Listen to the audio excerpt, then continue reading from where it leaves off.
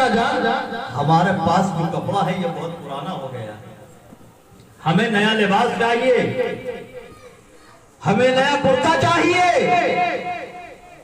तो रब कायनात जन्नत से उनके लिए लिबास भेज दिया करता था, जन्नत से मेवे आ जाते थे।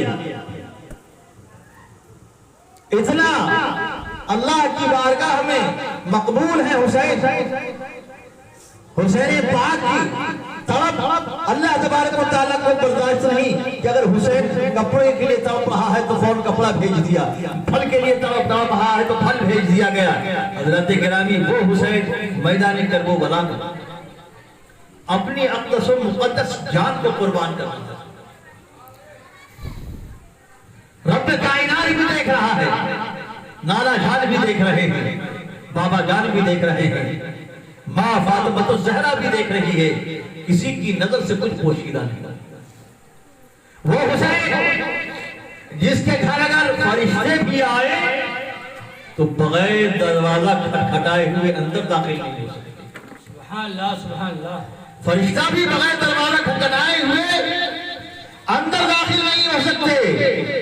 उस्ताद अमन हज़रत अल्लामा मौलाना हसन रज़ा साहब मद्दसल्लहु आलिमी बरेलवी रहमतुल्लाह अलैह इरशाद फरमाते हैं कि बेइजाजत उनके घर जिब्रील भी आते नहीं, बेइजाजत उनके घर जिब्रील भी आते नहीं।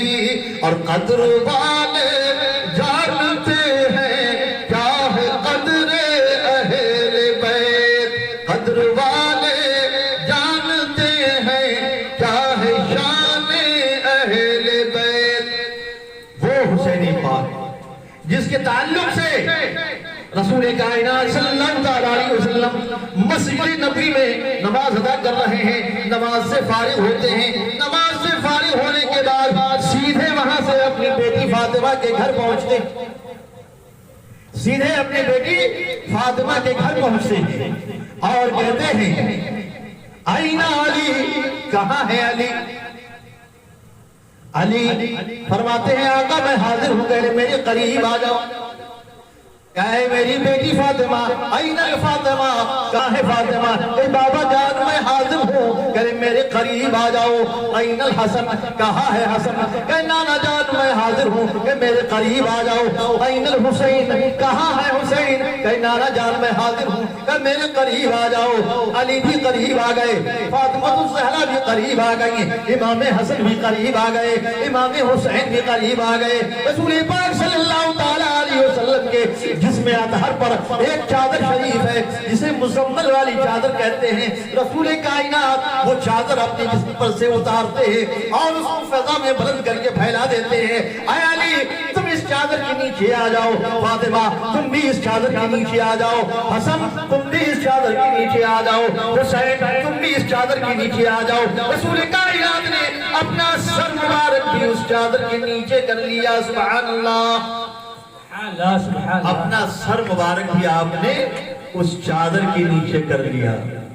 अब उस चादर के नीचे कितने सर हैं बताइए आप लोग, अगर सुन रहे हैं गौर से तकरीर। उस चादर के नीचे कितने सर हुए बशीर भाई? नहीं लगाया हिसाब, निकल गया ऊपर से, है ना? मैंने कितने लोग उस चादर के नीचे गए सबका एक एक के नाम बताया, तो आपकी जिम्मेदारी है कुछ तो आप याद रखिए कि भाई कितने लोग हुए, कितने सर हुए? 5 सर हुए। मुसम्मल वाली चादर के नीचे 5 सर हैं, यानी 5 तन हैं। उसी दिन से 5 तन हुए, तन पंज हुए, उसी दिन से तन पंज हुए और पंज तन हुए। इसे कहते हैं पंजतने पाक, पंजतने पाक, उसे पंजतने पंजतने पाक यही है। अब कोई आपसे पूछे पंजतने पाक में कौन कौन है, तो आपको जो मैंने नाम गिनाए हैं सबको आप बता सकते हैं और कह सकते हैं कि पंजतन में ये नाम है।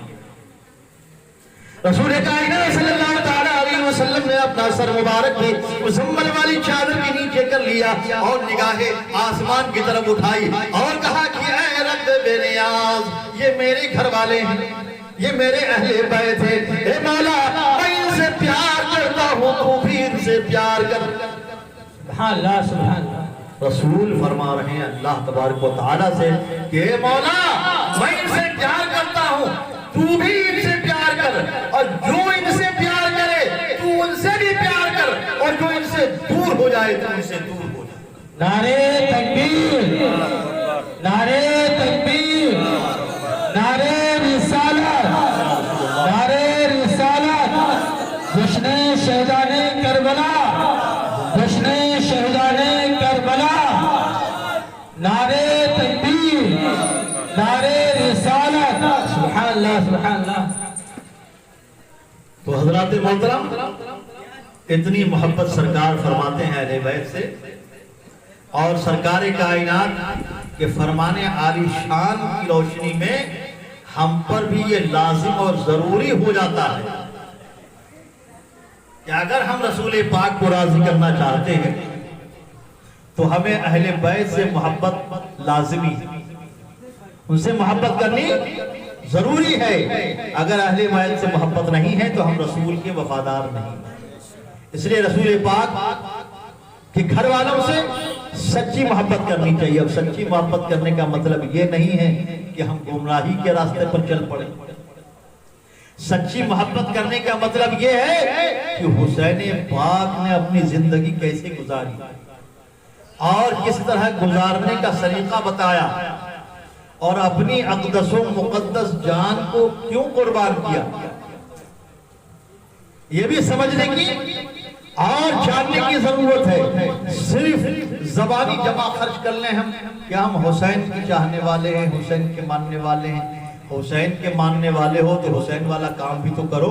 सुभान अल्लाह। जो जिससे मोहब्बत करता है, जिसे अपना महबूब बनाता है, उसके हर ख्वाहिश का एहतराम करता है, वो हर उस चीज को पसंद करता है जो उसे पसंद हो।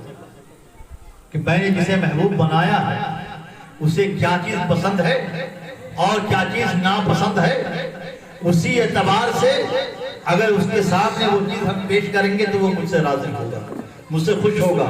ना कि जो चीज नापसंद हो वही अमल करेंगे तो महबूब हरगिज राजी हो नहीं सकता, वो हरगिज खुश हो नहीं सकता है।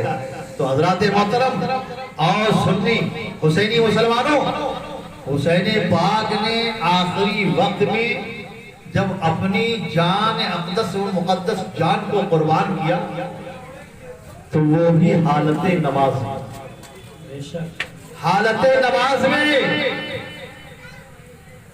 हम और आप अगर नमाज के लिए कहा जाए, आदमी तरह तरह के बहाने कर लेता है। कोई कहता है मैं इतना काम है मेरे पास फुर्सत नहीं, कोई कहता है मैं ऐसी जगह काम करता हूँ, ऐसी जगह जाता हूँ जहाँ वजू करने के लिए पानी नहीं मिलता, पाक नहीं रह पाता हूँ। तमाम तरह के बहाने और तमाम तरह की बातें होती है। खैर, ये बहाने करके हमें तो आप बेवकूफ बना सकते हैं, लेकिन रब कायनात सब जानता है।